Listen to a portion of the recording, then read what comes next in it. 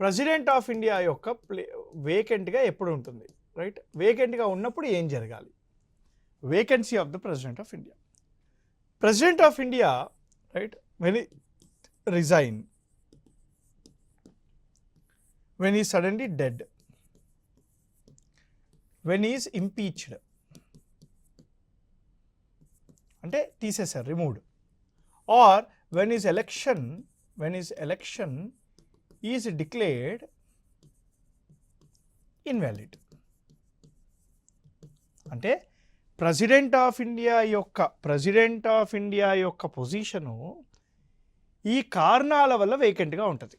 ఏ కారణాలు అవి? President of India resign చేసిన, అంటే రెసిగ్నేషన్ లెటర్ ఎవరు సబ్మిట్ చేస్తాడు? వైస్ ప్రెసిడెంట్కి రెసిగ్నేషన్ లెటర్ సబ్మిట్ చేసి ప్రెసిడెంట్ ఆఫ్ ఇండియాని